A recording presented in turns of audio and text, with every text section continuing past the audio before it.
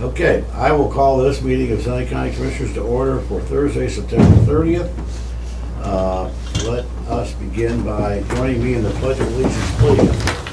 I pledge allegiance to the flag of the United States of America and to the republic for which it stands, one nation under God, indivisible, with liberty and justice for all.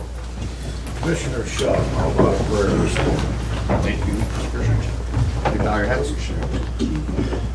Dear Lord, please help guide us as we go to discuss business here for the county, as we discuss finances, property, and other issues facing our residents and citizens.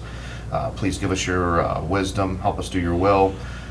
Please help us to see the good in each other and to work together to improve our community. Amen. Amen, very nice. Roll call, please. Commissioner Kirschner, Here. Commissioner Paradiso, Here. Commissioner Shaw. Here. So I will now accept the motion to approve the digital audio video recording of the session held on Thursday, September 23rd. So moved. Second. Thank you. Any additional discussion? Hearing none, Kylie? Commissioner Shaw, Yes. Commissioner Paradiso, Yes. Commissioner Kirschner. Yes. We are honored to have one of our common police court judges with us today to discuss probation and its future in Seneca County. So, Your Honor, what do we got? Mr. Kirschner, well, here's where we're at. I've come up with a little summary. Who gets these? Commissioners, anyone else?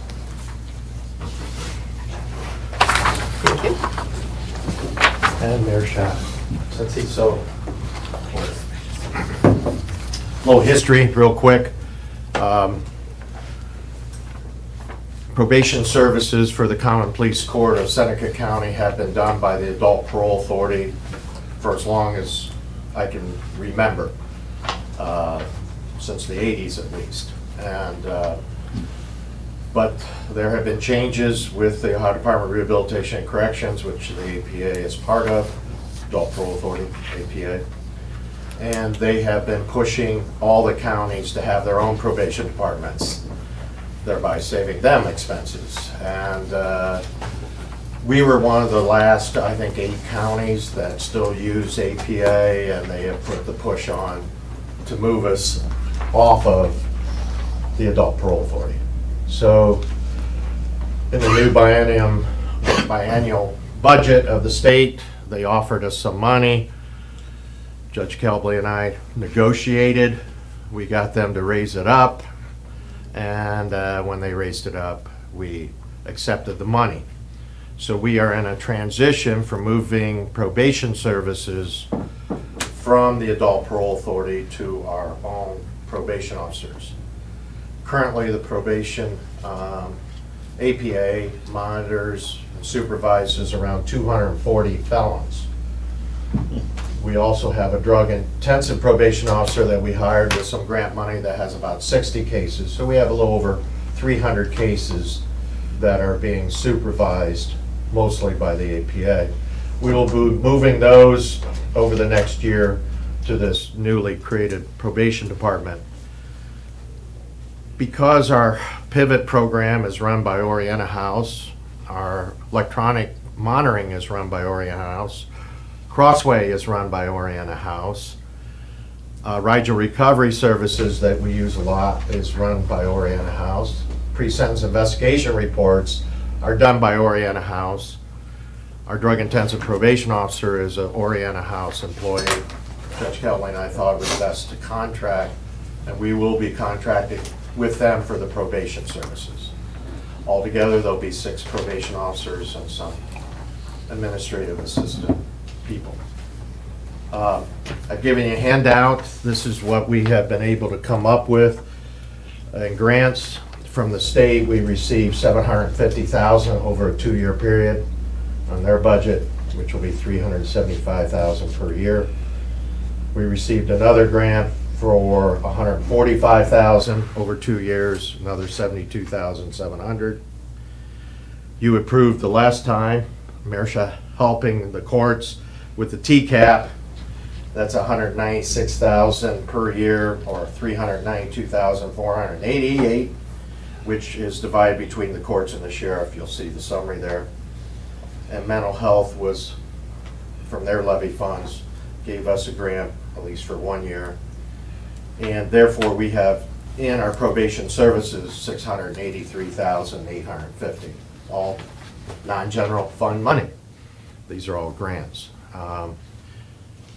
All these will last at least 2 years. We're hoping longer, but with the state budget, we can't predict how long these will last. I also given you a pivot sheet that's a different. We have 2 federal grants, SAMHSA, $400,000 per year, a BGA grant, $125,000 per year, and we now have an OMAS grant of $250,000. That is new. So we have $775,000 in grants that fund Pivot. Pivot has 10 to 12 employees. So that just gives you some background. What the judges are asking today is you sign the agreements. There are 2 of them that need to be signed. You've already signed the TCAP one. This is the Probation Services Grant and what we call the JRIG grant agreements. We have created new lines for these grants, and the money will flow in, and then we'll disperse those to the judges. Any questions? Yeah, thanks for your hard work on this, Judge, and please pass that on to Judge Kelby as well. So I get the transition, it's coming back to the county, basically from the Gulf Coral Authority. So does this come out of the general operating budget for the state, or these grants, or is this a special, these are all special grant funds? These are special line items in the state budget, as I understand it, pretty much under Ohio Department of Rehabilitation and Corrections, Okay.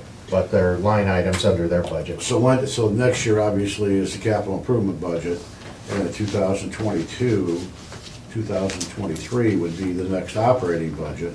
So we need to start lobbying sometime Absolutely. in the end of '22 to get this included again? Absolutely. Okay. Yeah. All right. Yeah. Okay. And we have some great support with Senator Reineke, of course. Sure. He has been super with us, and of course Representative Click also. Mayor Shahandru has been outstanding in helping us with some of the grants from OMAS and from the Mental Phil, Health yeah, Recovery yeah, Services that's great. Board, so we thank him. But we have great support. It's something we have to do. It isn't an option. Right. If it's an option, we would continue probably to keep the free services, but that's not an option any longer. So we have to adapt, improvise, adjust, and overcome. And that is what we've been trying to do. So I have 2 grant agreements that need signed, and if they could be returned. We need a motion for this? Or do we, We can put it under new business? Yeah, I just don't have the resolutions drafted, but I can Yeah. I can make up a Yeah, we'll get it done today under new business. Yeah, as soon as they're signed, if you could give them back to me. Sure. Yeah. I run them will. over? The state, yeah, the state is asking them because it started July 1st, so it's kind of retroactive. We just been negotiating amounts with the state over these last couple months, negotiating with Oriana House to something that we could work with. So there's been a lot of negotiations. There's been negotiations on location Right. for this. Mr. Kirschner, I think Mr. Paradiso and I have talked separately about the basement of the RTA Right. or other locations, but with a contract that is not done yet with Oriana House, the location will be out St. Francis Avenue with all the probation officers in one building. And that would include the 2 pivot probation officers as well as these 6. The goal here and what we've learned, and Judge Galbley and I, is that probation requires both rehabilitation and correction. And so every person will be on intensive probation, where a probation plan will be prepared as soon as they're placed on probation as to the wants and needs of this person. Is it driver's license? Is it housing? Is it employment? Is it substance abuse treatment? Is it anger management? Is it mental health? Or all of them. But also enforcement. Curfew will be required. Unannounced home visits, searches of their vehicle and their phone, all those type of things too. So there'll be a balance between rehabilitation and corrections. The goal is to not have these people commit future crimes. So we'll be taking a real hands-on approach, the judges and everyone involved. So we're looking forward to it. In a way, it's given local control back to us. Right. So we have to take advantage of it. When you say 2 years, when does that, the clock start? Is it next July year? 1st, no. July, Retro. 3 months ago. So you'll take this money and pay? They're gonna give us money, they're allowing us a certain length of time to do the transition, Okay. to hire, to train. Really, I think they'd be comfortable if we have it all in place by June. We'd like to do it sooner, but finding people, training them, Oh. and then start moving cases slowly from APA back that they have now. So they're It'll gonna take work some with time. us till next summer?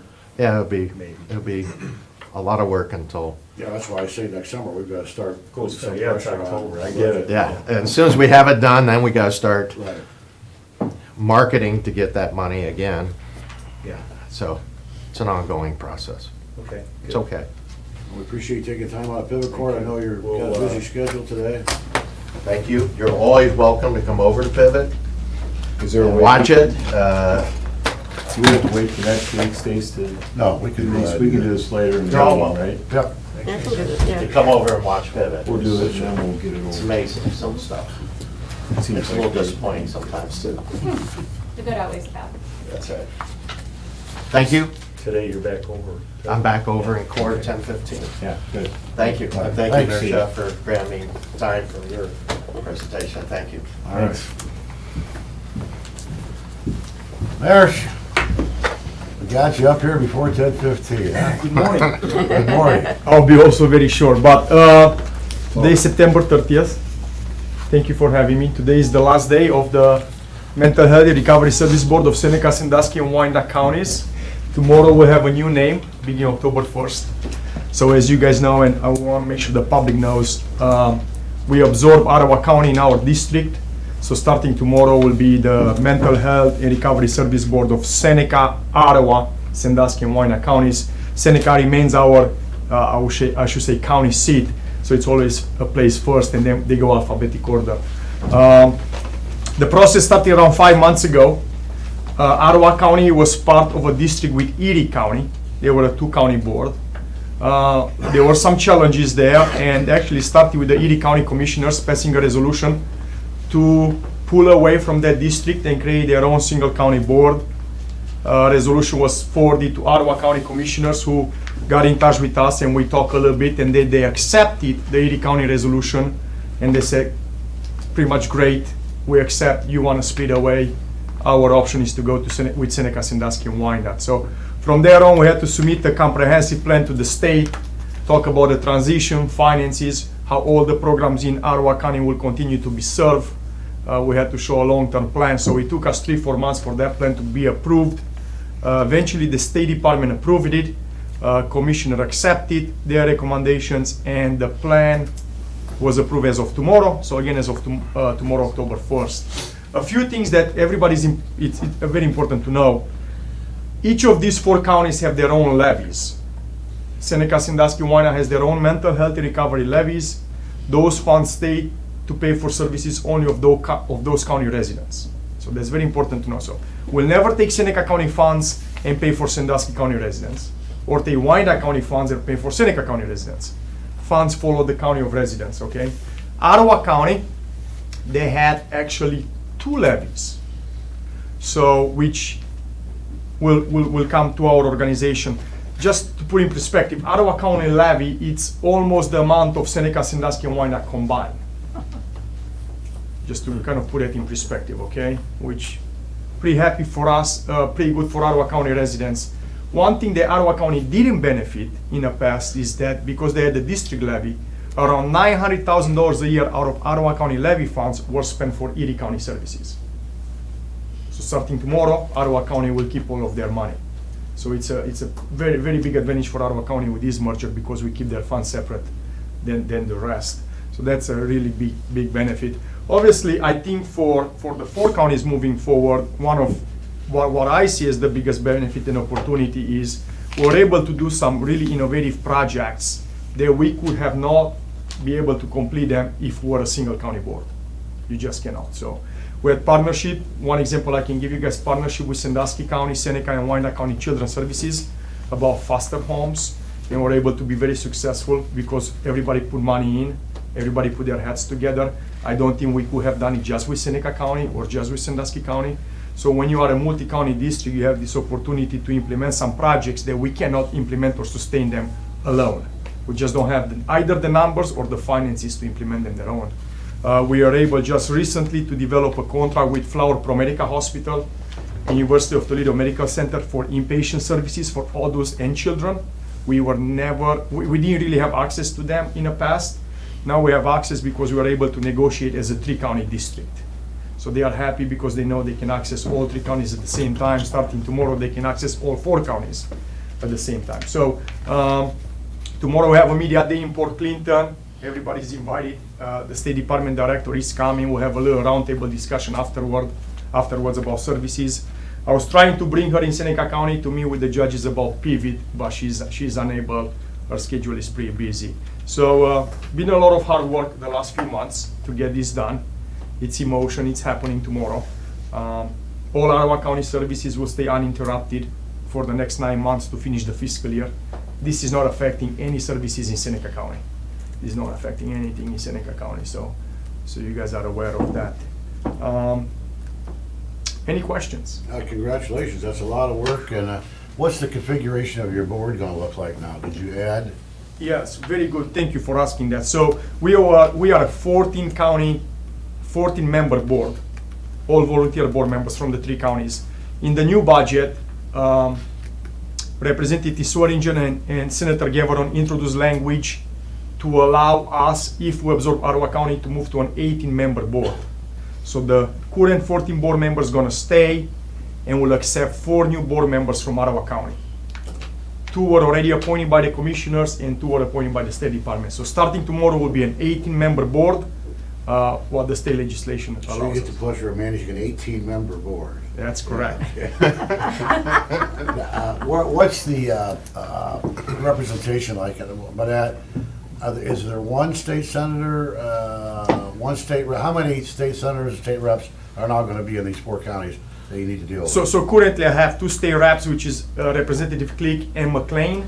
Okay. McLean covers Wyandotte and a little bit of Seneca as of today. Okay. And we have Senator Reinecke. And now with the 4 county, we're gonna have Senator Teresa Gaveron. She covers Ottawa and Erie. And then Representative DJ Swearingen. Okay. Same thing, Ottawa and Erie County. So Well, it moving gives from you a 3 to little more 4. muscle because you've got more people That is correct, yeah. singing for you down there. That's good. That's correct. And actually, I mean, throughout the history, Senator Gaveron was very involved into behavioral health legislation. Yeah. A lot to do with mental health and addiction legislation. So already met with both of them many times. They are both speaking tomorrow. They are coming to the event. Very happy with this transition. Again, for the public and you guys to know, I have not encountered any resistance from any provider or commissioner or state legislators. Everybody has been very supportive. Obviously, you're always going to have a few community members that they think we have some sort of hidden agenda, which there isn't. So is there a formal ceremony tomorrow? Or There's a formal ceremony with the media at 10 o'clock. I did send an invitation. I want to make sure Yep, everybody. it's on the okay. calendar. At your place? Okay. No, it's actually in Port Clinton at the courthouse Oh, okay. at 10 o'clock, 10 to 11. We have a little celebration just to, again, make sure individuals in the 4 county knows that this is happening. That's 10 to 11. We invited all commissioners from the 4 counties. And then after that, 11 o'clock, we have a little roundtable discussion with the State Department. You guys, if you come, are welcome to stay. 11 to noon, it's a roundtable discussion talking about some services that we have in our district. Thanks for all you do, and I know just talking to a lot of people, you're really well respected around the state, and just you have a model program, and mental health is important. When you go to bigger cities and stuff, I know a lot of the homelessness that they have there is, a lot of those issues are due to mental illness, so it's very important what you do, so thank you. Thank you. I want one last thing. I want individuals to know we always plan what are the needs and priorities of a specific county. So yes, we will be a 4-county district, but we are not going to plan Wyandotte County services based on what Seneca County needs are, or the other way around. So Seneca County, we have very different services in all 3 counties. We have 4 jails. All 4 services in the 4 county jails look very different. We have 2 counties that don't have a juvenile detention center and 2 that do have a juvenile detention center. So things are very different in the schools, what we found in Seneca County compared to Wyandotte County. Sandusky County has a mobile response team. Seneca County doesn't have one. So we just don't have a blanket services across the district. We always look at the priorities and needs of that particular county. So this is what I think makes us unique. Same thing with the judges. We have PVT in Seneca County. The other counties don't have PVT. Wyandotte and Sandusky have very little specialized courts. Only Clyde Court is the only one in Sandusky County that has a specialized court. However, Ottawa County has a lot of specialized courts. Ottawa County has more than the other 3 counties combined. They have a mental health court, they have a veterans court, a lot of juvenile specialized dockets as well. So again, every county is a little different, makes us unique every time we cross the border. Will you be hiring anyone? We'll be hiring one person. So right now we have a community coordinator, outreach coordinator that covers all 3 counties. We'll move that position to Seneca and Wyandotte only, geographically makes sense, and another position Sandusky and Ottawa only, because it makes sense. Everything else stays the same. Okay, any questions from the group here today? All right, Marcia, thank you for taking the time to be here again. I'm glad that we didn't keep you 3.5 hours. No, thank you. A long day today too. We have the last board meeting tonight. So thank you very much. Thank you. Okay, Thanks. all right. That's a great job. You're on, County Administrator. Big thing I guess I wanted to go over is calendars. Last week you had mentioned wanting to kind of look at our calendars ahead to schedule some budget hearings. And I've had a couple departments reach out wanting to start scheduling. Wasn't sure. My thought is not having it like during our regular session. That way, it's not taking up time of, people who want to join us, but can join us anyway if they want to hear our budget hearings. So maybe we could either do it, break for lunch and then come back at 1 or 2 on Thursdays. Since you're already here on Thursdays, we could do, Tuesdays or Wednesdays. I figure at least Thursdays, we I think Thursday's a good idea, since everybody's got their calendar ready to go. When he's talking about wanting to start this process? Well, probably as soon as maybe the 14th. Because revenues are due by the 12th. Budget Commission won't certify until the 19th, so I guess we could wait until after they certify. But Yeah, we'll have a pretty good idea by the 14th where we're at, so let's start the first one on the 14th. okay, I think the sooner the better for everybody. okay, You're thinking 1 to 3 or something like that? yeah. Probably won't take that long. It depends on the department whether I'll schedule more than just one. So right now, we're just blocking out time, and Yeah. then you'll schedule who comes in. Yep. Then they can, As they needed and can warranted. pick which day that. Okay. How many works for them. sessions you think you're gonna need? 2? I would, because budgets are due by the 22nd. Okay, so let's do another one on the 21st. Okay. And We then, can clean anything up we need to at that point. yeah, let's see, the 28th, because I don't have my budget tentatively scheduled to be passed until the 18th. Okay, So I would like to throw a couple in there, because obviously people are gonna submit things that they didn't feel that You might they have needed to circle come to back. us. Yeah. So we may be able to circle back after everything's finally been submitted. so We'll that have timing some would be more. great. So we'll do the 14th and the 21st. Okay, That works. and then maybe November, our 11th is Veterans Day, so we won't be. 4th, no, So we'll do the 4th. is that good for you? Someone asked me, are we gonna have a Veterans Day parade? I won't be here, but Oh, I that's don't okay. know. I can't participate in that Do you one. know of anything? I mean, the good news with that one is that Is it a formal session? We consider it a work session? What do we consider it? I mean, it's a work session, we still have to publicize it as a Well, I meeting. can participate virtually We can and virtually. won't be Yeah, able to vote. because at the budget hearings, We we really don't won't. have anything to vote on, it's just a We're- question. right. Let's pull one down for the 4th, and if they don't do it, yeah, no, that's good. It's always good to have it scheduled. Okay. And, so, like I said, All at 1:30? we'll start it at 1. Is 1 okay? And then the 18th, if the schedule is Of still- November? Of November is what I'm hoping we can, have budgets passed, Okay. but, you know, Okay, so we got those. Now let's go back to the meeting dates. Okay. So I think that our discussion said that we're going to skip the 28th of October.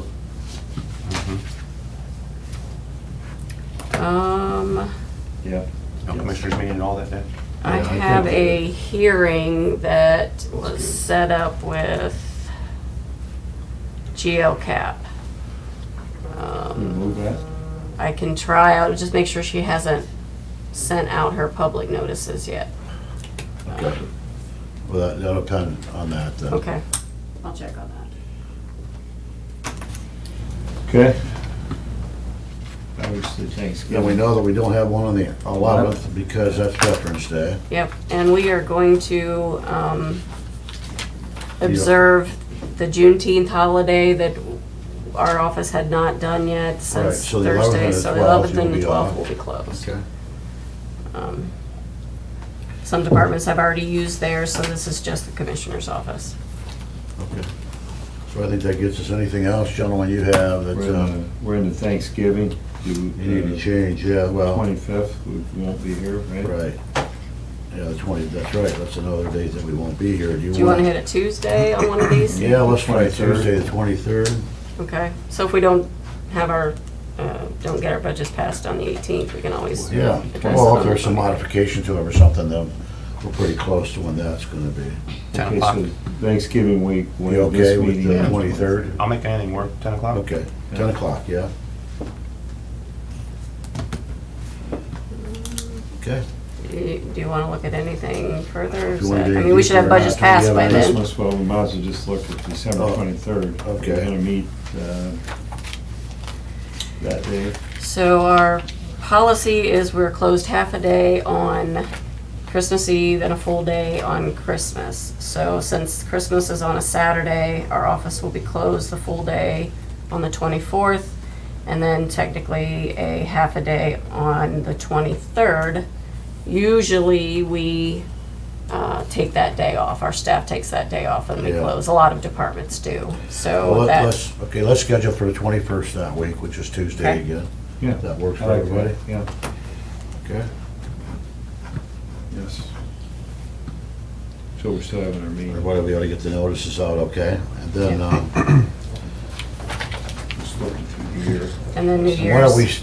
do we have to do the committee assignments? Is it the second Monday in January? By the second Monday, is that Yeah, what I let me remember? check January. When did we do it this year? So I know they changed the wording on that. So we have January 6th is our first meeting, 6th and 13th. Yeah, we're statutorily obliged to appoint committees by a certain date, or have a reorganizational meeting, basically. Yeah, it looks like we had a meeting the first Thursday. We didn't schedule like a Monday like we normally did. So, it was the 7th. So the first Thursday in January would be the 6th, right? Yeah. Well, let's schedule the reorganizational meeting for the 6th Okay. of January. And if statutorily, we need to do something different than that, you can let us know. Yeah, I don't think so. I think that was, that would Okay? be okay. Okay. Got all those, Kylie? Yeah, I think so. I think so. Yeah. Can we get those in an email or just print it out just to have it as a reminder, just to double check? Yeah. I saved it in the calendar, but thank you. We'll get a final answer on the reorganization. Yep. And I just wanted to mention a couple dates. Marcia mentioned October 1st, yes, or tomorrow, 10 a.m., the media day. It was on our calendar. I try to get up there And then, tomorrow, that, 10 o'clock at the Portland Courthouse? they're Oh, yeah, calling yeah, it okay. They call it meeting yeah, day. yeah, it's, they called it the media day. I see. It's when they're announcing their first date being a member, or joint county. Okay. I had a call from Deb from the chamber. They're doing the Industrial Management Commission wants to do their roundtable on October 5th at 5 o'clock is, I think, the social hour. 5:30 the meeting starts. They would like a commissioner to speak. Just I think they do this every year. Just want to give a update on. I've got it scheduled, but Okay. I'm happy. I've done it a couple of times. If anybody else wants to do it, they're welcome to. It's usually, What date is it? it's the 5th. It's on a Tuesday I night. did it once 2 Yeah, years ago. I mean, it could be 10 people or it could be 30. Right. Yeah. Was that And they TJ's? said all of you are obviously invited and welcome, but they would like at least Where's it one of you to located? speak. Pioneer. Pioneer Mill? Mill. Yeah, it was at TJ's the one year I spoke. Yeah. You did it last year. Various and sundry Yeah, places. move yeah. around.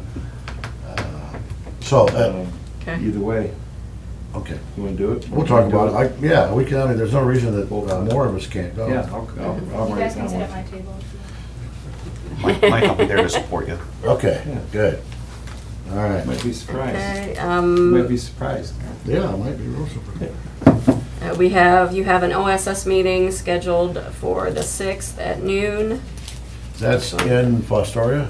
Yes, Yeah. at the Learning Center. Yeah. It's in our calendar, right? Yes, yep. And So, then, Mr. Bradbaugh, do you know OSS, Solid Waste District? No. Are you sure that's the 6th? I think we got notification yesterday, it's the 13th. unless I think it's they've the- moved I it. think it is. Check, Look on your. you got your email there by chance? Hold up. You just do a search on From Gary Gary? Beatty. I think Did I they think that's switch the it? 13th. I'll do it. So it comes up. Let's see. OSS. got just about that much memory left. I think I already did that. Gary. Board packet. Geez, how about the 21st? 21st. No, No, that's that's just when he the sent it out. agenda. We sent it out on October 21st. Okay. October October 3rd. It should be, no, it's 13th. He missed the one. Okay, that's who you said that to me. Okay. I called him. Did you? So it is October 13th. They changed it. Yeah, I don't know how it got changed, but it did.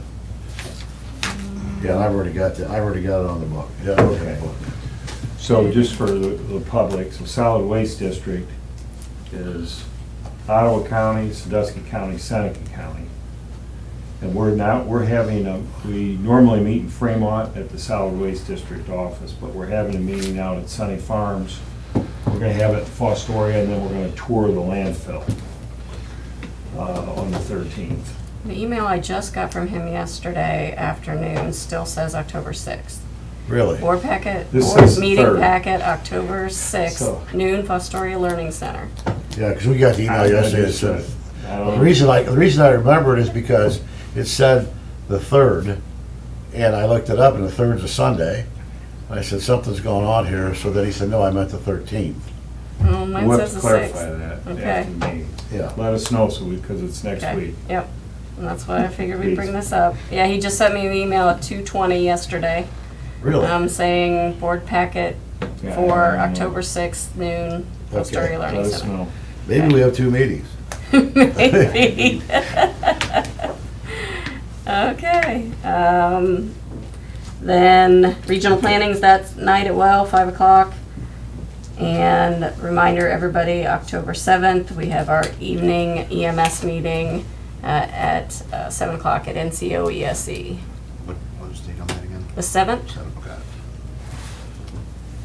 so we had a lot of meetings in there, so I just wanted to kind of Yeah. go through them, make sure. I have an issue 1 meeting on Thursday morning, Okay. so I'm gonna get here, but it's gonna be tight. Okay, And I'll be walking at 1/4 of, something like that. okay. At the engineer's office. Thursday. I think that's kind of the update on the calendar, what I had so far for, till next week anyway. Yeah, okay. We're having our department head call, that's on the 12th. Tuesday. Yeah, we'll do that. I think that's scheduled for the 7 5th. o'clock for EMS? 7 o'clock, yep. Yeah, For department EMS. head calls on the 5th, that's the second. Department call is the third Tuesday, so the 19th. Third Tuesday, so we're, So it's the 19th, it's showing on our, I think we have. oh, we were doing it every other week, that's why. Oh, and then we, Yeah. yeah, can you change that? Yep, Mr. Schedule, it's only once a month. once a month. It's the third. Nope, second, sorry, my mistake. What day is it, the third 12th. Thursday? Tuesday? The second Tuesday. Okay, start over, the second Tuesday? Second Tuesday. All right, I think we got it right then. It's Who's the on second first? Tuesday of the month. Okay, Elected call. what else you got? I think you got it right. That's right. We talked about budget hearings, schedule. Some of the, we're getting some requests, obviously, for the ARP money. I wanted to get some guidance from you guys. The sheriff, Ken, and youth center have submitted the applications for payroll, because we are allowed to use it if they meet certain criteria. And with the descriptions they've sent and their policies they've sent, the committee felt that it was allowable, so we wanted to start, if it's okay with you guys, pulling some of those salaries directly out of the ARP money. Okay. You know, whatever we don't spend then out of the sheriff's line or youth center's line will stay in the general fund. Yeah, So- I want to make it real clear for the public at this point in time. The American Rescue Plan money is 10.75 million over 2 years, 10.5, yep. 10.5 million. It has to be spent by 2025 or 2024, yep. 2024, before the year begins 2025. Has to be committed to spend. No, it has to be spent by I think then. we got It 2 has to be years to spend. submitted. It has to be encumbered and committed by December 31st, 2024. Yeah. We have And they until, 2 years to spend. Yeah. So, but the point is that we have got more than enough requests yes, for that money. I mean, it's like 3 times the amount of money that we have been awarded that we have requests for. So there is no question that it will be put to good use, and there is no question that there is a need out in the county to do some of the things that are authorized under the rescue plan. I just want to make that clear because there was some conversation about, well, the county really doesn't know what they're going to do with the money. The fact is, we know all too well what to do with the money. right. And the fact is, it can't be used for operating budgets, just to make that clear again. It has to be used for specific items as identified under the American Rescue Plan. So, to make it real clear, there are more than enough applications for money throughout the county, and it can't be used for general fund. How much are we talking about when we're talking about salaries here, recovering? If we do, I mean, if we do the total, let me pull up the budget sheet. ARP requests.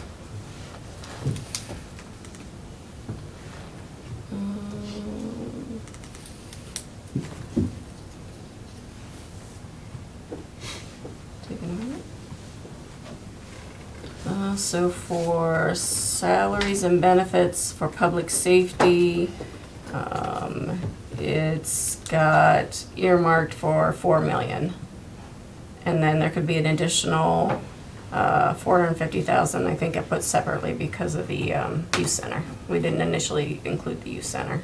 So you're asking us to approve that now? Well, just to start, Okay. we can always stop, you know, at a certain point. My concern is that there may be some other priorities Right. that come in that we want to make sure we can fund. Right. Rather than just giving you a carte blanche saying, we'll just do the 4 million. We Right. can just start doing that now, and then we can put a stop sign up at some Yep. point? Yep. Okay. You could just tell me which date, and I can keep you updated on it, on where we're at in the fund. I mean, that may end up being the best use of money, Yeah, but there may be some other requests that we need to use the money for. yeah. Okay. And I don't think we need to rush into, you know, making any of the decisions just because we have until the end of 2024. And we got half the money in 2021, Yep, and we'll get half the money in 2022. correct. And we have spent close to $1 million already, right? We're We committed- did, Committed $1 million. yeah, we did 660 for the premium pay. We've done the building and the additional request for the fair. The Attica Fair had asked some additional money for, so. Just also a comment, so Monday when we were at the regional commissioner meeting, there were, do you know offhand, a dozen counties represented there? Okay, There were quite a few counties, commissioners, all the way from Paulding, Wood, Hancock, Crawford, and most of them have not committed the money. Most county commissioners are just taking in requests, and they're not overreacting, they're doing kind of what we're doing. So I don't think we're out of line by taking a pause, going through our budget, and kind of parking these requests. We are nibbling away a little bit. yeah, because I've had a few small requests, like Yeah. some computers and some monitors. Things And, like you know, that. before, we kind of said, yeah, okay, and then we will get you reimbursed. And I've told them that right now, if they go ahead and make that purchase, they're gonna assume they're paying that purchase until you guys make a decision, because we haven't authorized it.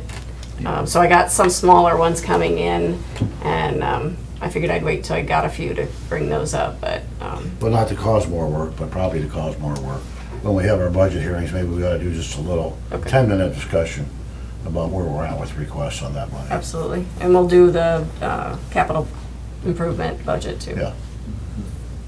Yeah. Good, no, I like that, that's good. Okay, very good. Anything else? Oh, I think that's it.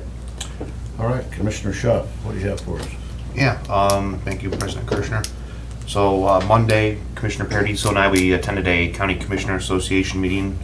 Went to Bowling Green for that. That was a nice trip over there. We did some training, got to network and talk to some of the other commissioners, see what they're working on.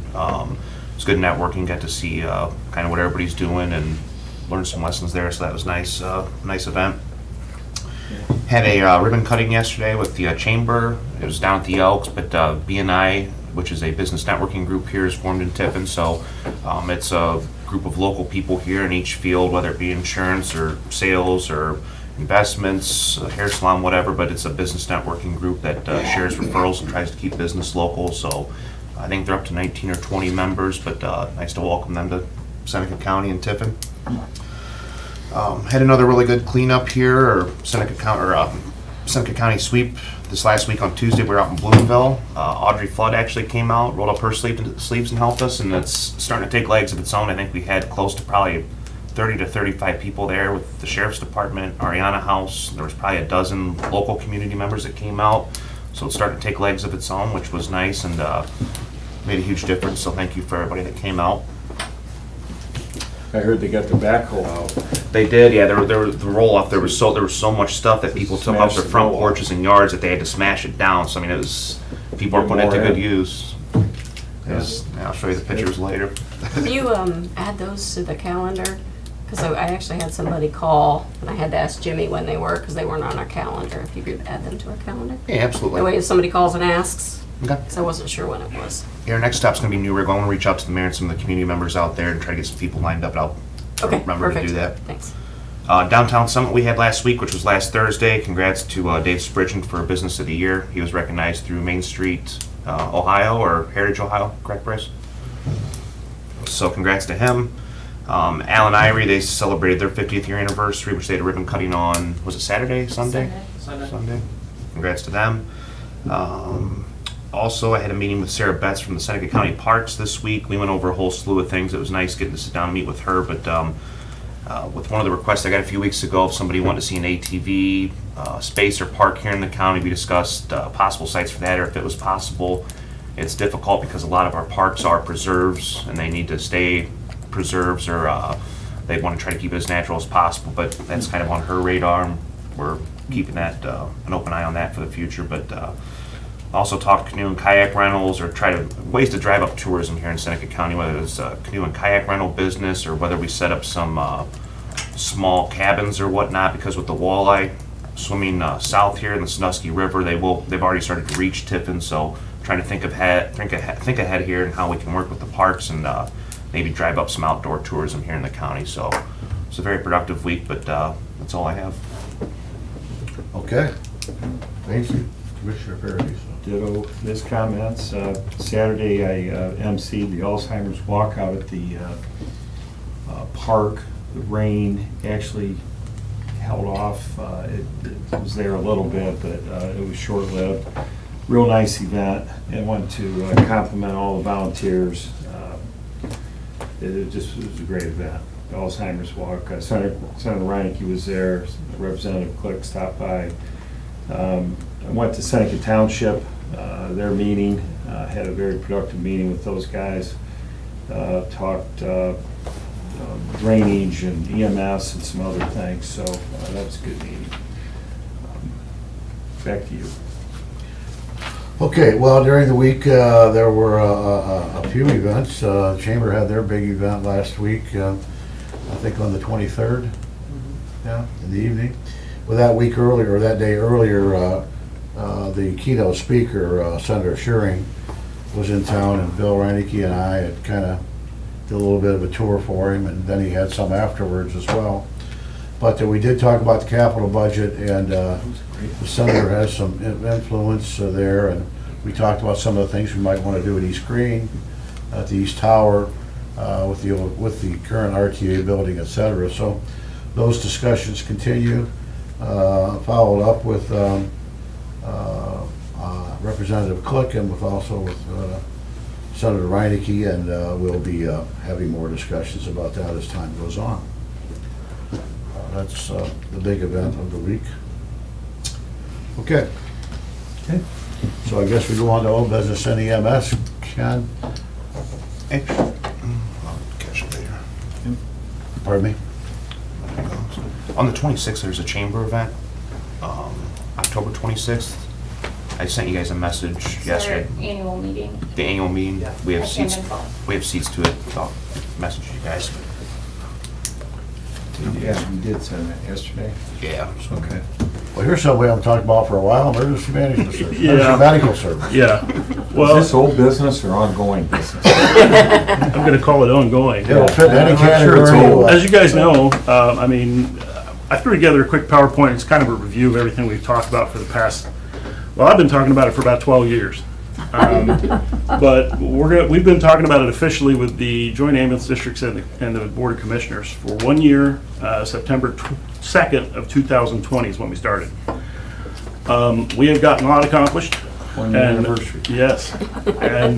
But I think at this point, we have to get the who, what, where, when, why, and how all kind of ironed out so we can either fish or cut bait. And I think it's not getting any easier, especially in light of the pandemic that we're still in the middle of, regardless of your political opinion. It truly is a problem. So EMS is the beginning cornerstone of healthcare here. A lot of people, this is their primary access to it. So we're going to talk about that in the future of our EMS system as we move forward. If anybody has any questions, just stop me, and we'll just go. So what are we going to do? We're going to move to a full-time EMS system in Seneca County that's not already, in areas that are not already covered by someone else, by contract. What that means is currently we use volunteers, and we have used volunteers almost exclusively for 43 years. Volunteers are going to be here for the rest of the foreseeable future on into history. However, we don't have enough to be effective, so we need to kind of flip the script and support full-time people with volunteers instead of full-time people supporting volunteers. And we need to ensure that everybody in Seneca County has access to advanced life support healthcare within 10 minutes from the time of the call. That's really important, and there's plenty of documents out there, medicine, that explains why that's important. So why are we doing this? Well, as we've evidenced everywhere in society, the volunteerism is declining, from the National Red Cross all the way through Salvation Army down to the volunteer fire and EMS divisions.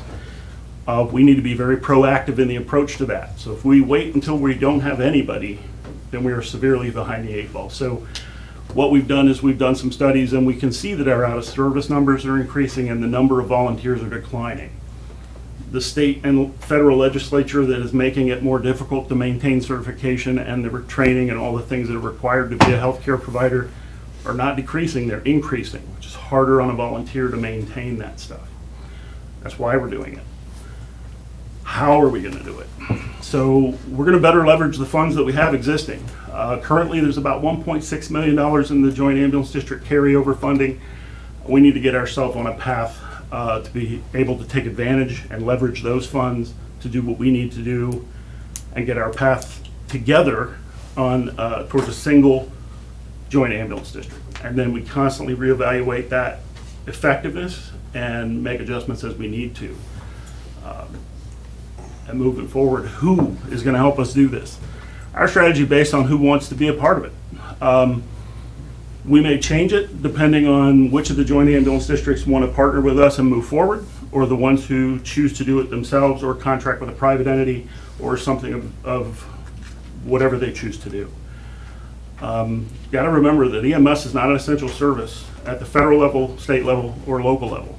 You do not have to provide it, but it's almost necessary in today's world to provide it. And if we're going to provide it, we have to do it to the standard. That standard is ALS on scene within 10 minutes to provide the best care we can pre-hospital. And we've known this for years. We are way better when we work together than if we try to fragment and work it all separately. We're going to do better if we're cohesive and collaborative. So, how? This is the way we're going to do it. This kind of explains the thought process and the planning and all of the things that we've done through best practice studies and things like that through the state and national organizations.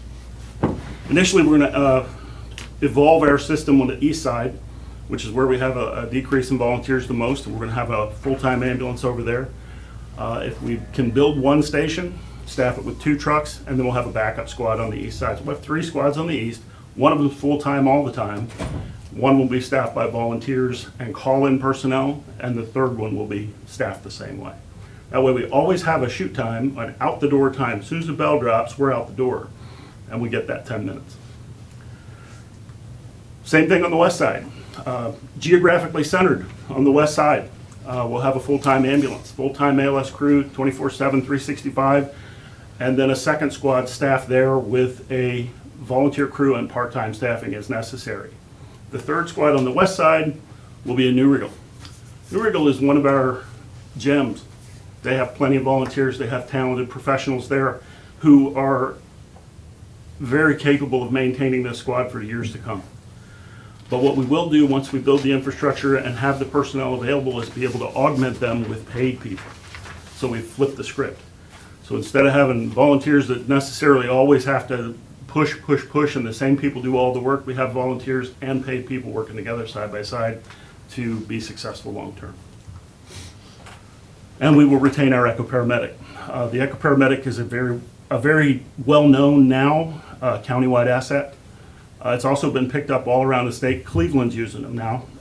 They call them Delta units, which is kind of cool. They just changed the name a little bit. They provide leadership training, supply inventory, and keep us compliant with state and local federal regulations for medication supply.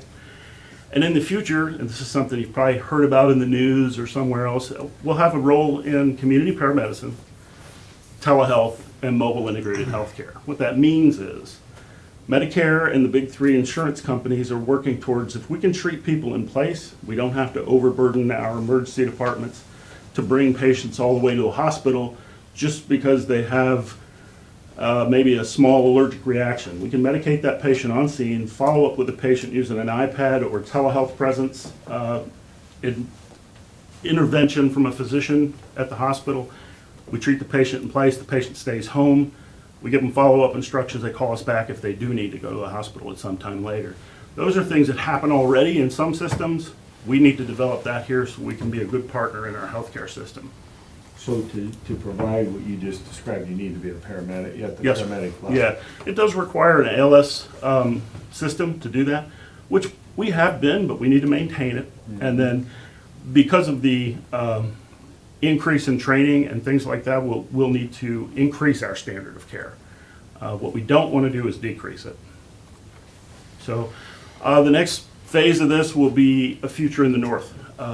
We know we need to get a presence back in Adams and Pleasant Township in the village of Green Springs. That'll bring our whole county together under one countywide system. Where would we put that? Somewhere in the geographic center in the very northern half of our county. I'm not going to spitball any ideas because I don't know who owns the land, and I leave that to you guys that are the experts and know how we can procure a place to build a station, or if maybe something already exists. But we know it needs to be geographic centrally located in the center part of the northern half of the county. So at that moment, it would be a 3-squad? Yes, sir, 3 full-time squads. So you start with 2, Yes, sir. you add third. So we would have still a total of 6, at the most 7 ambulances, with 1 backup being 8 at public safety that we would There maintain. would always be 2 Yes, sir. vehicles because of the volunteers. Yep, Okay, and then, yeah, so we can talk about where they're gonna be Sure. once we decide who's coming in and what order they're coming in. exactly, because depending on what the joint ambulance districts decide, we may not have a presence in one area, but we may have a more present in another area. Okay, So- so I'm following you. Yeah. That's good. And this is kind of my wrap up, and really this whole thing is what we're gonna talk about at the October 7th meeting. I wanted to make sure that everybody had an opportunity to review it. And we've been talking about this for a long time, and we've worked together for a very long time, and Seneca County EMS is something that we can all be proud of. It's been a very strong collaborative, cooperative agreement between the townships and the county for 43 years. And we stand on the shoulders of the volunteers that got us where we're at, and they do an amazing job. Some of our volunteers are so well-trained and educated, we couldn't possibly afford them if they wanted to work for us. So I'm glad they do it for free. We have registered nurses, nurse practitioners, even physicians that volunteer with us, and obviously they would never be interested in a full-time job as an EMT, but we do have the youth of our community who is coming up and needs a future and also a stepping stone into the healthcare industry. And this is the way. You know, I started as a basic EMT, went through, got my paramedic and got my nursing license, and was a flight nurse for 10 years. This is the place you start doing things like that. We can locally grow them, create jobs. But what we need, the county needs full financial commitments from the joint ambulance districts to help us complete this. And we need operational control to continue it and grow it with an emphasis on that advanced life support standard of care. And eventually we'll be one joint ambulance district. What that board will look like, I'm not sure exactly how big it'll be, but Derek has some good advice on that. The board would regularly meet, and it would be an advisory board, and it could contain people from each township, the county, local physicians, nurses, other people who have interest in this, stakeholders. And really, that's what I wanted to present to you today. It's just basically how we're planning on doing it, the who, what, where, when, and why, and how.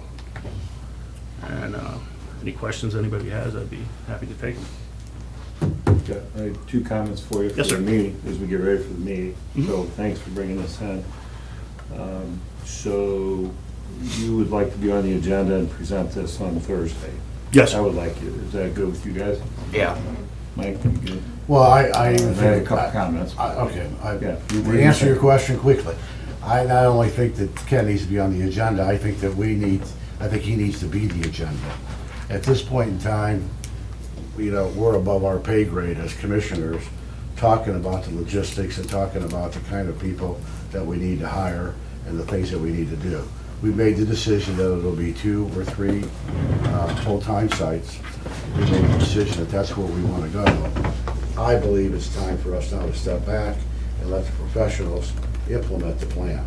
So, in my opinion, as we meet with the joint ambulance districts, the time has come to hand the baton to emergency medical services and let them control the narrative as we go forward. We certainly have the decision to make regarding how how it's gonna be funded, and approval of the sites once they are recommended to us. But everything that has to do with patient care or logistics with volunteers and or full-time people, we should be out of. It needs to go to the people that do that. So we have got to the point, at least in my opinion, we've done what we can do. We've made a decision. We all don't agree exactly how we're gonna get there, but we know where we wanna get to. The time's come to give it to the people that know what they're doing, to take it to the next step. So, the answer to the question is, not only do I think he ought to be on the agenda, I think he should be the person that runs the meeting, and we can sit in the background and answer questions. Okay, so this is where I agree with you. The clinical part, Ken, you mentioned ALS and why that is the future. I think there's two parts to the meeting. You may end up with the biggest part of the meeting. I'm not sure I'm comfortable with you running the whole meeting, because we still need to talk about money, who's in, who's out. I think we have another month here of some of that going on behind the scenes. But clearly, I support Commissioner Kirschner in featuring you as to how operationally this is all gonna run. So I think I would like to see you. I brought up last meeting, I'm not sure I knew exactly what I was talking about in detail, but I do understand the difference between an ALS EMS system versus a, let's say, fire-based EMS system, and the benefits and the quality and the difference. Okay, so all of that. I like the 2 squads, the 3 squads. You've said this a million times, we can phase it. Commissioner Kirshner's brought up, we need a pilot. I'd like to see us kind of pivot and maybe look over in ABR, Blue Scipio area about, getting something there started that would make the most sense. Back on the financial piece, we have separate districts. Separate districts have money in the bank. They're clearly separate until they decide they're not separate and they're part of us. Now, where the money part comes in, I think we're being taken advantage of. I know how both of you feel, and the fact that you hired 4 people. We're paying those 4 people out of county money. The intent when we hired the 4 people was to put 2 east, 2 west, and have the districts pay us for that. Currently, that's not happening, and there's reasons, but there aren't any reasons that we can think of going forward why they shouldn't be paying us. And if that means they need to take money out of that $1 million they got, then that's what they have to do. We are subsidizing these people. We've given each side a rate, right, Stace, that's less than what we're paying. It's fair. They're clearly using our people all the time. Have we ever missed a week where we haven't had 2 east and 2 west? No. No. It's helped the out-of-service schedule. It's helped take the burden off the volunteers. And so it's working for short term. Okay, and your point, and I agree with you, the paid people aren't supposed to support the volunteers forever. At some point, it's gonna flip, and that's where you're headed, and I support all that. Okay, so what I'd like to see in the meeting, maybe Commissioner, is in the 2-part discussion would be, and the people on the east and the people on the west can get together and figure out how they're gonna do it. But I think we need to be paid beginning November 1st or some number that we all agree on. They have to start paying us. Well, I think we heard something out of Director Merche Hendrew when he said he submitted a comprehensive plan to the state for his 4-county mental health and recovery district. We submitted a comprehensive plan for success in July of 2020, and we have not approved or adopted that plan yet. So I think that would make a big inroad towards developing the seriousness of the situation and presenting to the joint ambulance districts that we are ready to move. Because why would you ever pay a dime if nobody ever makes you? Yeah, that's right. Well, And I'm not trying to be argumentative, I'm just saying, why No, would but they ever that's what pay I'm you? saying. They need to start paying. We're moving forward, and Commissioner Kirsch's been preaching that. Yes, sir. And I support that, Mhm. Commissioner, 100%. I think at the times here, it's been a year. We're moving forward, we're committed to ALS care.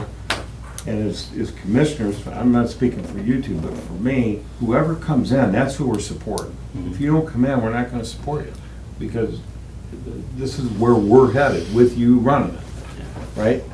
So I think that's what you're trying to say, and I think. Well, I just think it's time to transition. But I agree with You know, that. we got a big picture, and that's our job, is to look at it from a bigger picture standpoint. Yeah. But when it comes to implementing, I think the first thing that we need to do is approve the PowerPoint presentation, that we agree with the items in there, so that the people that come to the meeting next week understand that we are in lockstep with management on this. So I'm good. I would maybe like to formally approve that, if anybody is of the desire to make a motion to do that. I'd like to make a motion that we approve, or that we accept, support the vision or plan for the Seneca County-wide EMS system for the future. Yeah, I'll second that. Good. I think it's good. Okay. Commissioner Schiff, Yes. Commissioner Paradiso, Yes. Commissioner Kirschner. Yes. Well, and I think that one of the things that has to be pointed out is we're doing the opposite of what people complain that politicians don't do.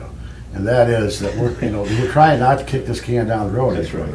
We're trying to face the problem, come up with a solution, and it's difficult, because not everybody agrees with your solution, but you have to come up with something that makes the most sense. You know, the phrase "follow the science" seems to be dominant in what we talk about these days, amongst other things. Well, in this case, we're following best practices. We're following the procedures that we have researched that are out there that have the best results. We want to make certain that somebody's there in 10 minutes and takes care of you professionally. And the only way to bottom line. the only way to get that done is to do what Ken's plan suggests. So Yeah, and That's where we're I at. think it's time for action. I mean, we've been talking about this for 10 years, or I mean, just for me, it's been a year, less than a year, but I think let's start getting the buildings up. If you're in, you're in. If you're out and want to go your own way, that's your prerogative, Yeah, but you're gonna have a better yeah. service when we work together. And remember, just two final comments. So when we started, Commissioner, it was, this could be long-term plan. And the definition of long-term a year ago was 6, 7 years. Then it was 5, 6 years, and then it was 3, 4 years. And somewhere in this conversation, it's now 2 years. So, and that's because we're getting some momentum with stakeholders, but it's also because the environment that we're in, the world's changing, right, that you've clearly mentioned here, the decline in volunteers, all that trajectory is accelerated.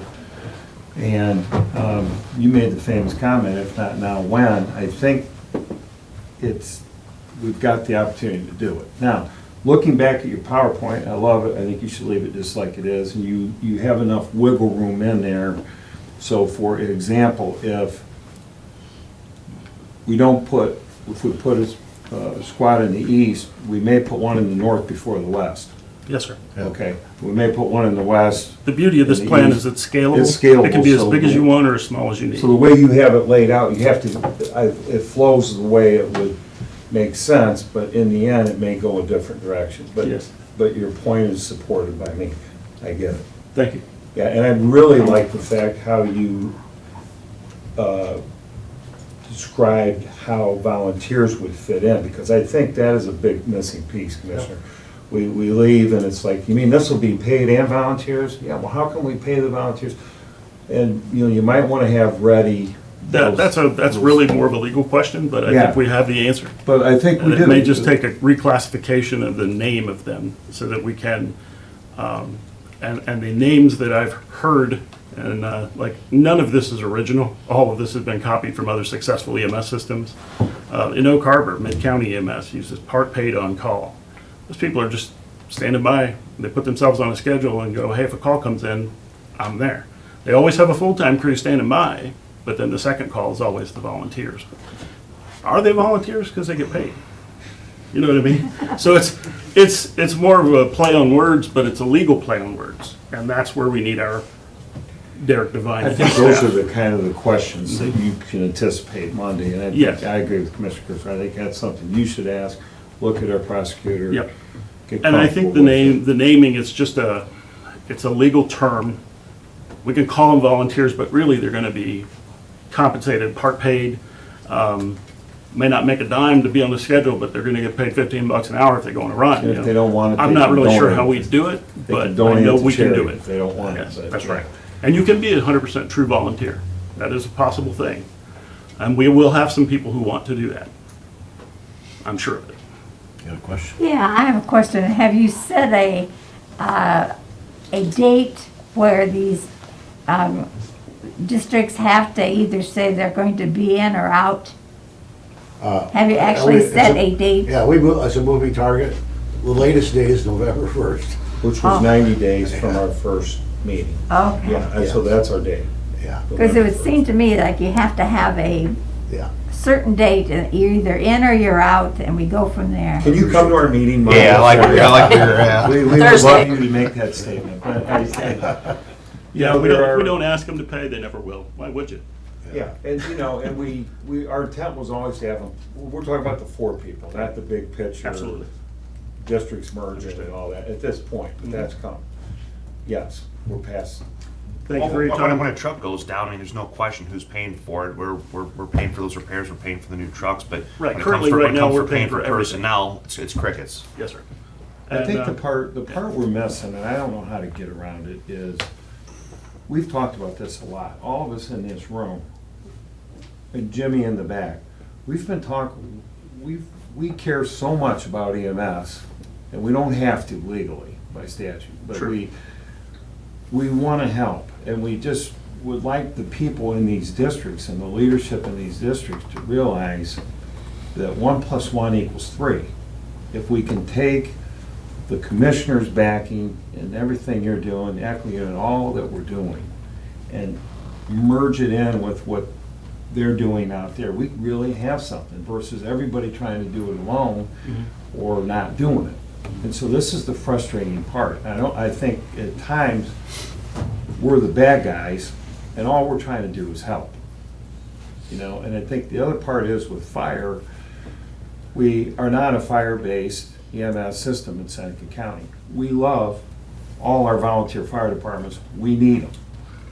Okay, but just because we're talking EMS or separate EMS in certain locations outside of firehouses or villages, doesn't mean we're the bad guy.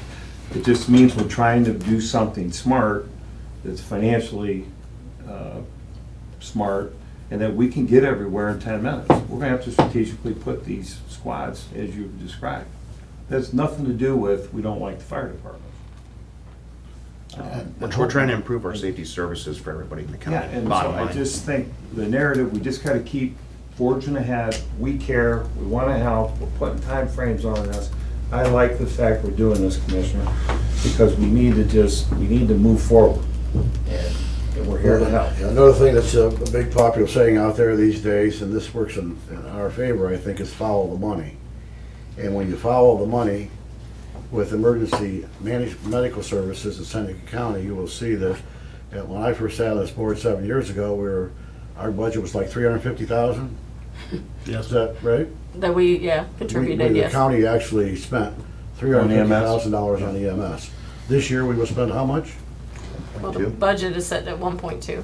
$1.2 million. So, again, if you follow the money, as a matter of what's important to this board and what's important to us as far as making sure the citizens are handled, you'll see that we have put our money where our mouths are here. We need to make certain that people are taken care of, but we also need the cooperation of all the ambulance districts to make it more efficient. And we're going to continue down that path. I hope to goodness that every ambulance district out there becomes part of a countywide system, but it may not happen that way. And if it doesn't happen that way, then the configuration as to where we have our stations is going to be different. And there's no going back, or very probably a little chance to go back if certain districts go on their own. But they have to remember, and I know I'm repeating a lot of things, but they have to remember, they have to have their own administration if they go on their own. They have to have their own medical director if they go on their own. The county supplies all the trucks, the county supplies all the medication, the county supplies all the equipment. Legal counsel. Legal counsel, all those things would have to be supplied if they go separate. And I hope that they're remembering all this as they make their decision. Well, gentlemen, I'll just say this, my parting shot is, I've been here since November of 2007, and this board right here is the best chance we have for success long-term. And I appreciate your leadership and your help and guidance along the way. Thank you. Thanks, Ken. See you next We're- week. I mean, it shows by the money, like you said. I mean, we're stepping up to the plate. I hope the districts do too, but at the next meeting, I'd like to have a set date, whether it's November 1st or first of the year. Are you in or out? But I think we need to set up a date where we need to know. Yeah. I think right now the date's November 1st, and I'm just as happy as I can November, be. yeah, November 4th is our next meeting, so. Stick with that. Something, you know, okay, here or there. Okay, deep breath, new business. New business. Okay. Thanks, Scott. I did get an email back from Gary Beatty here quick, and he said the meeting is still the 6th. 6th. Yes, so So it he's not wasn't the sure. 3rd, it wasn't the 13th, it's now the 6th. First you say you do, and then you don't. So he just sent me a message and said it is still the 6th. So I don't know He what. said it's still the 6th? It's still the So we're- 6th is his And exact there's no words. meeting on the 13th.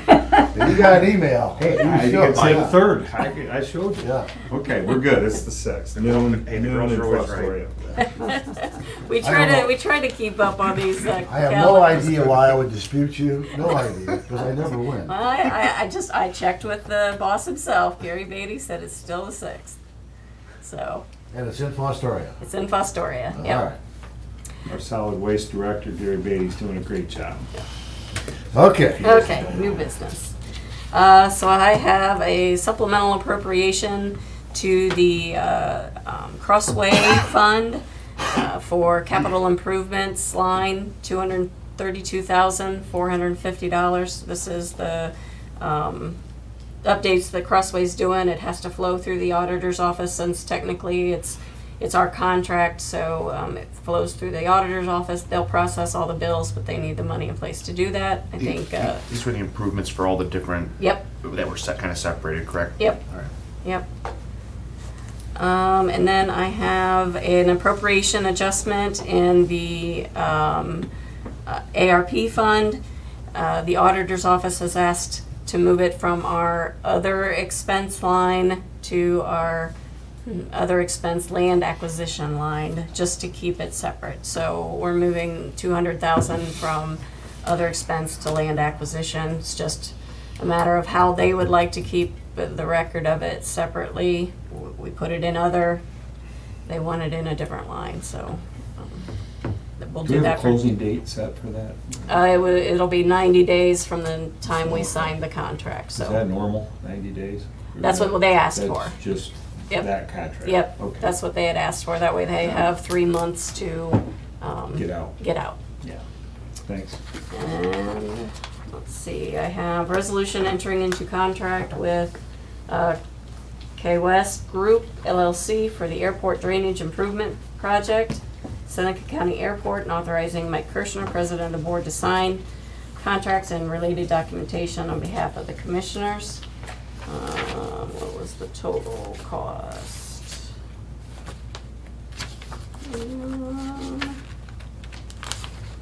I don't see it. Do you remember, Kylie?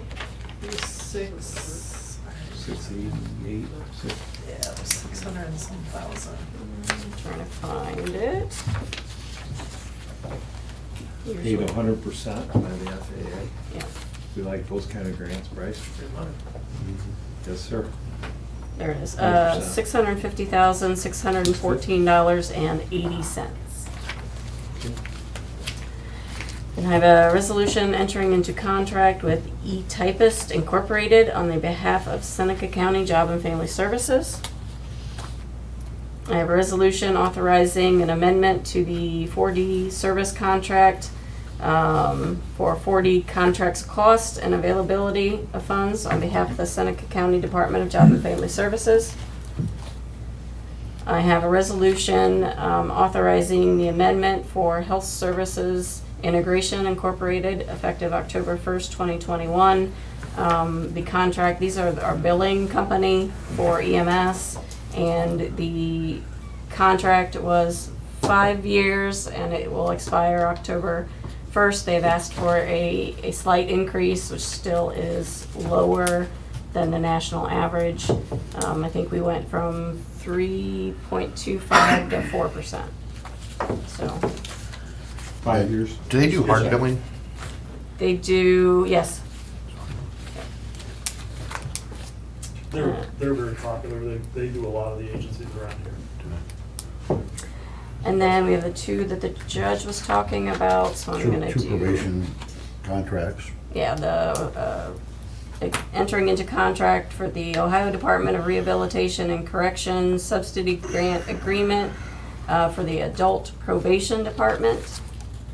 And I have the other one, entering into an agreement with the Ohio Department of Rehabilitation and Corrections subsidy grant agreement for the Justice Reinvestment and Incentive Funding. Okay. Anything else? That's all I have. Your pleasure, gentlemen. Make a motion that we approve the new business presented by our administrator. I'll second Commissioner Paradiso. Any additional discussion? Hearing none. Kylie? Commissioner Schuff, Yes. Commissioner Paradiso, Yes. Commissioner Kirschner. Yes. Oh. Okay. One other thing I wanted to ask, Ken had mentioned the last time he was in here about a demo vehicle. He finally got the specs on it. Not something that he felt would be in our best interest. It wouldn't match our fleet whatsoever, the layout. He reached out to the vendor that we have a current squad on order. They have offered to put another squad on order at the same cost. Didn't know if that was something that you guys would be interested in, if I have them start getting the contract ready. This would just replace, obviously, the one backup that's completely dead, and then allow us to cycle one of the other ones out before it dies, so. There's two of our squads are 2008 model GMC C4500, which is a medium-duty top-kick chassis, if anybody's interested. The ECM, which is the primary computer for this, are no longer made in this country. So you have to buy them offshore, and the last two orders that we placed for one was canceled with no known reason. So my suggestion is to, the order that we already have in place for a new ambulance, we just times 2 that order, and we won't receive those trucks probably until mid next year, just because of the supply chain difficulties. Yeah, I don't know that we have a choice. It's carried. I agree. It's money we could use. Would we still put 65,000 a year, keep that in our budget for vehicle replacement? Yes. Because we're gonna need a third one 3 years from now, 4 years from now. Yes.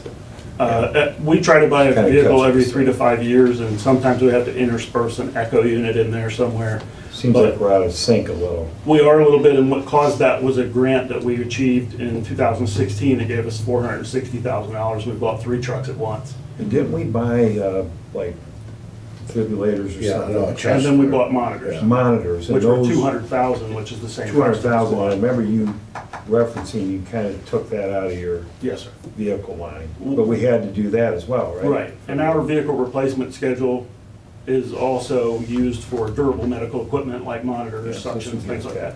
So it actually hit at a really good time that LGIF grant came up, but now here we are behind the 8 ball because of the supply and inventory chain Right. problems with GM and Ford being able to produce chassis.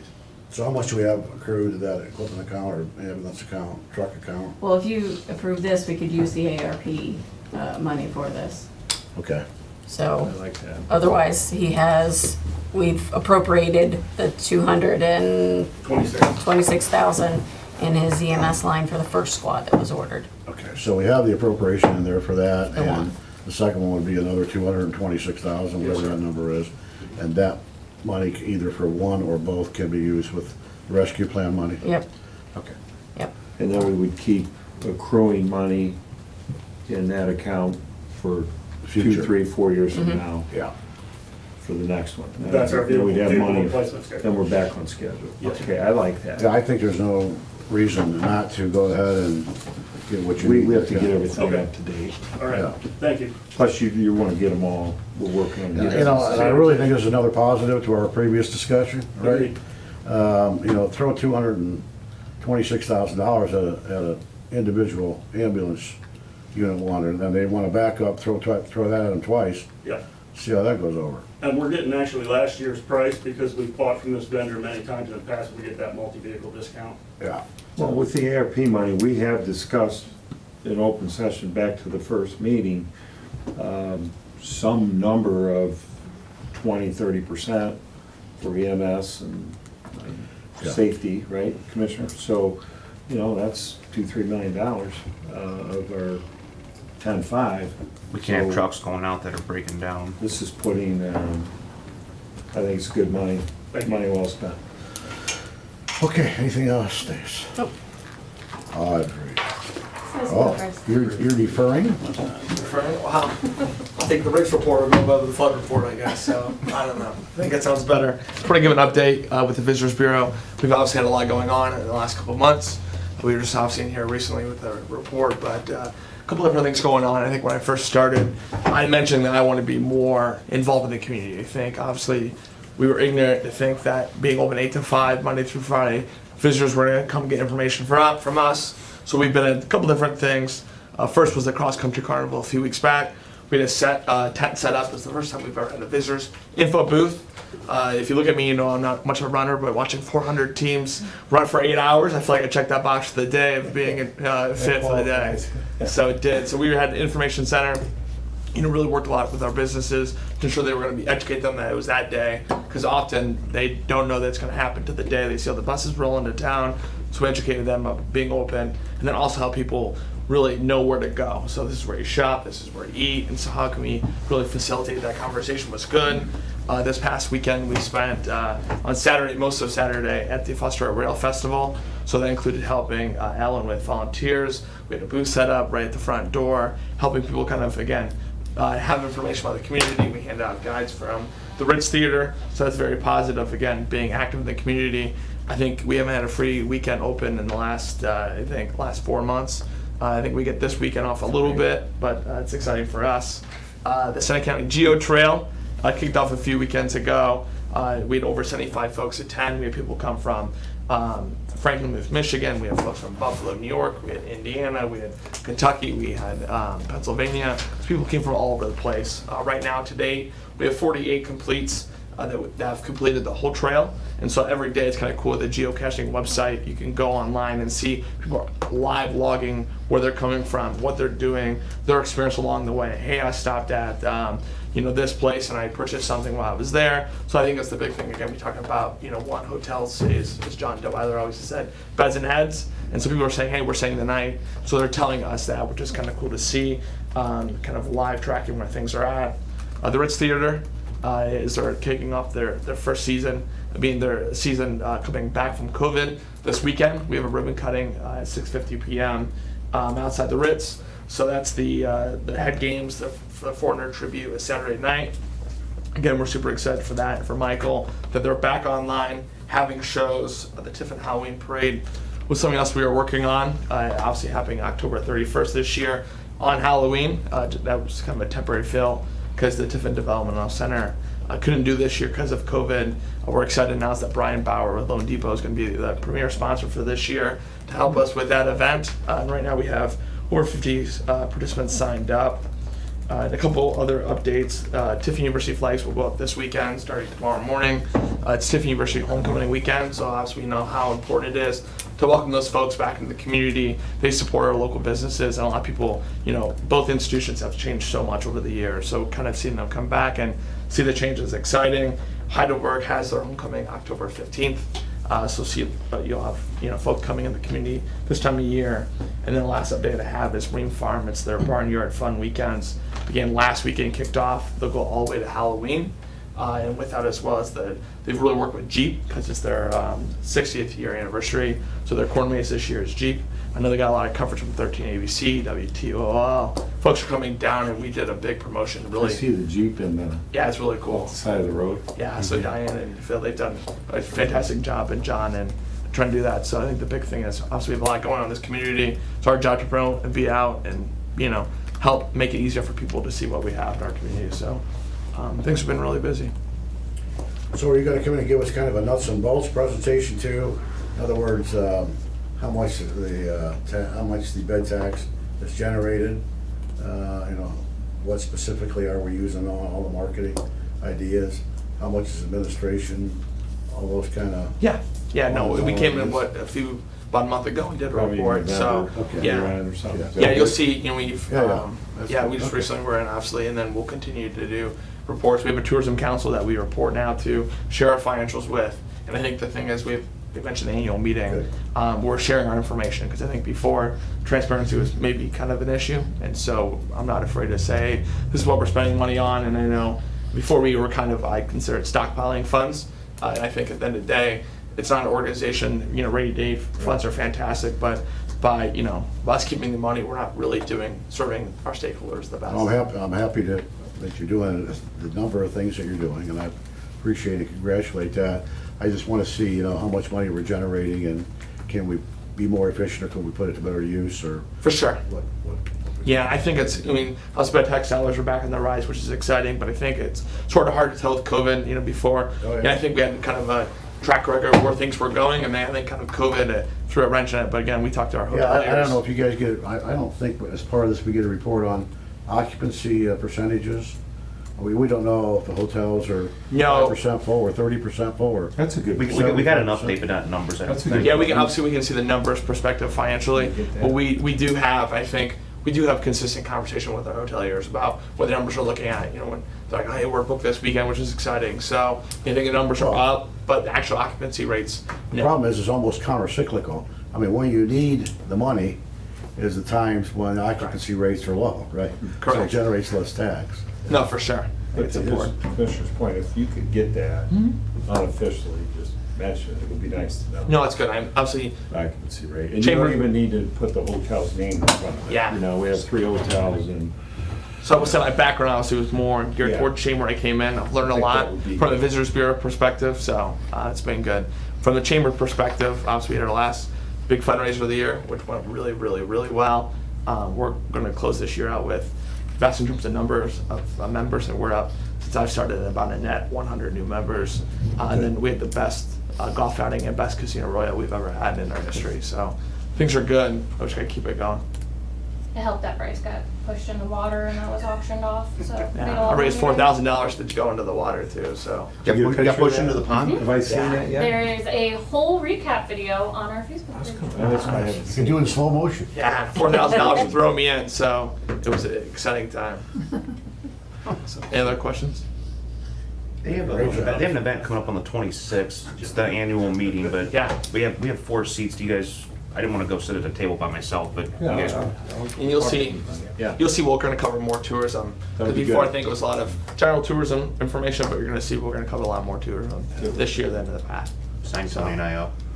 Yeah, I have a meeting at 11:30, so I'm going to sneak out. But thank you guys. We appreciate your support. Okay. We're just going to hang out, so grill or. So thanks, guys. Thanks. Audrey, do you have? Yes, sir. Just a couple things from us today. So last week David was here talking to you about the Rural Broadband Task Force. That RFP is still open through mid-October. We do have a couple of companies interested so far, but no submissions yet.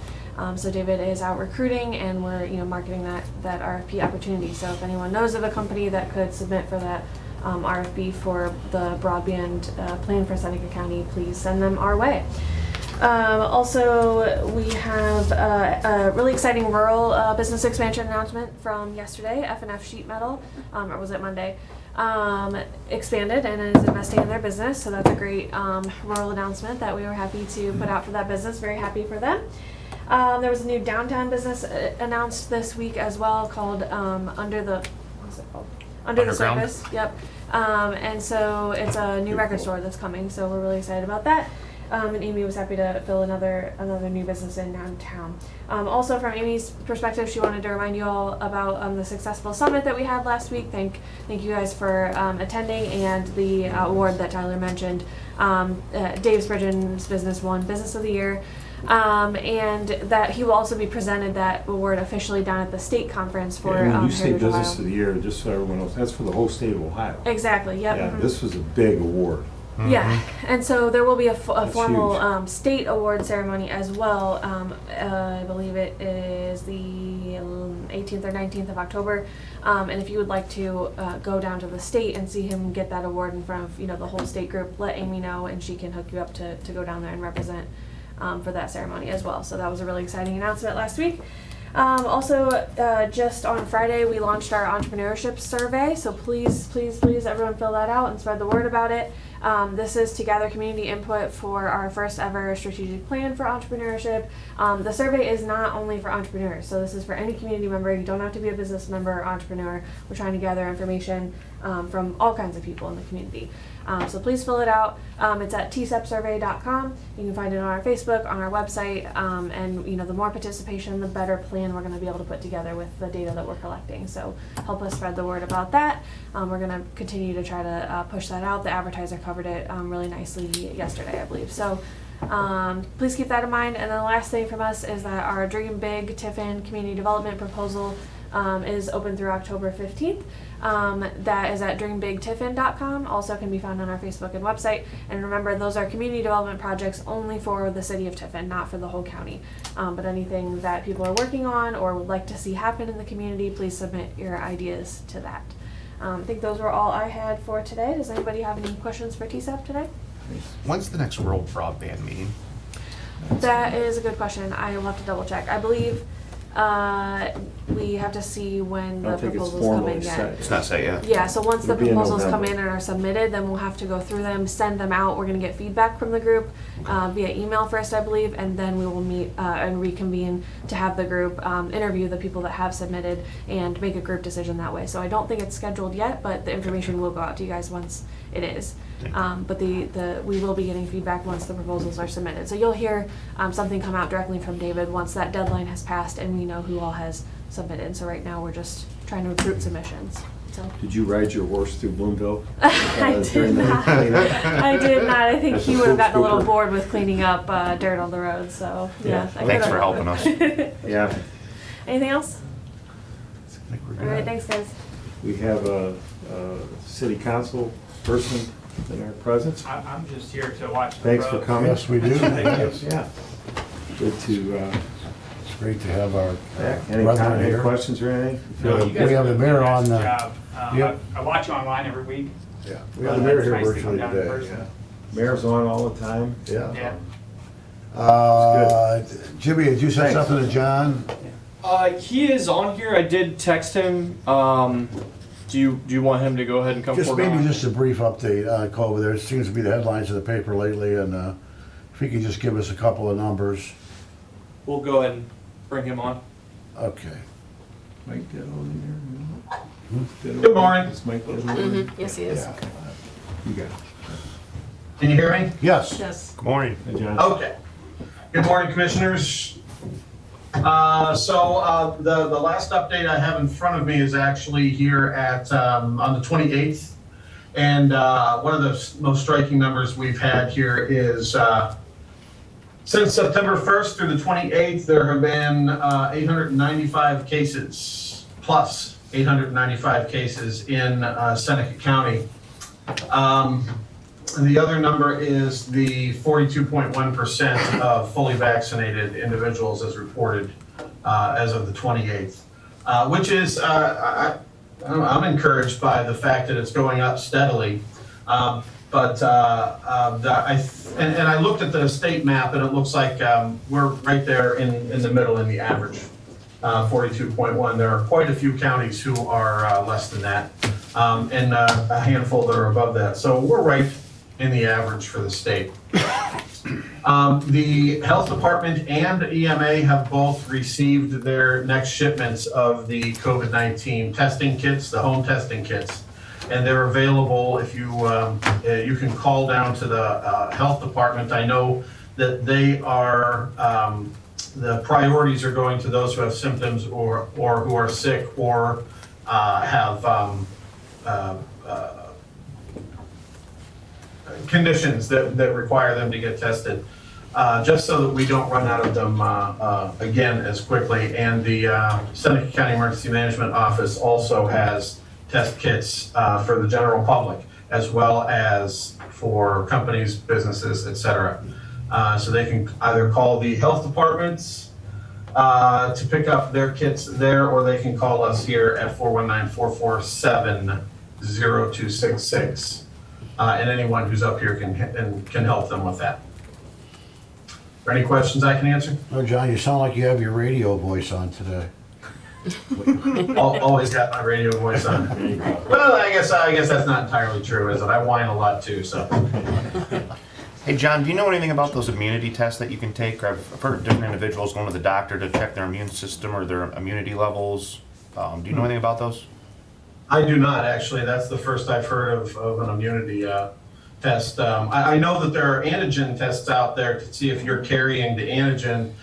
We do not have those available, and I'm not entirely sure where you can get those. Although on my searches to find different information, I know that they can be ordered online through retailers like Walmart and through the pharmacies and retail pharmacies. So you can check on their web pages or their ordering for online ordering. Heck, I think even through Amazon. If you donate blood through the Red Cross, they do a free antibody test for you. That's true. Okay. Okay, Jimmy, I know you put the message up. I don't see anybody with their hand raised or anything of that nature. Anything else? Mike said he's available if you had any questions for him. Yeah, as Mike's online, he's welcome if there's anything new to report, Mike, or whoever might be there from Highbridge. No, I appreciate it. Can you hear me, commissioners? Yes, we got you. Great, great. Sorry, the video will not let me turn on, but great to be with you as always. And was glad to hear about your report with Senator Kirk Schuring being in the community this past week. That's really good stuff in terms of the capital budget moving forward here in the next few months. So he's a great legislator and will continue to be a great advocate for those types of things. The legislature is definitely back. They are now in session in both the House and the Senate starting now. So starting next week, we will be sending you a weekly report. Obviously, I talk to you rather regularly, but we're going to send you a weekly report that kind of outlines the exact thing that the General Assembly is doing and introducing and what else we might be able to work on for you, because there appears to be a lot of legislation being introduced that impacts local communities. So we'll keep you apprised on that. And Commissioner Paradiso, you had talked to us about House Bill 155, which is that nuisance property, blighted property abatement bill. It has not had another hearing since we last spoke, but we are meeting with the chairman's office here soon to continue our advocacy on that. So capital budget and just a return to normalcy for the legislature is underway, and we'll keep you posted as things progress. If there's anything you need from us, of course, don't hesitate to reach out anytime. Thank you, Mike. Thanks. You bet. Okay, I don't see anyone else wishing to speak. Yes, I One do. last thing, hopefully Jimmy or Audrey can help me with this. I think there's a museum tour tonight, 7 o'clock. It's, what is it, is it the Mad Dog murders? It is, yes, that's correct. Yeah. It's 7 p.m. in the 4 ballroom at the museum. They're doing a monthly speaker series, and this is part of that. So it's Lisa Swickard is going to speak about the Mad Dog Killers, which I believe was in 1948, and it actually, they came through Old Fort area and actually murdered someone in Seneca County. So it'll be really interesting. Definitely want people to show up to that. Fort Ballroom, 7 p.m. out at the Seneca County Museum. Thank you. Meant to mention that during my report, but That's good. Thanks for bringing it up.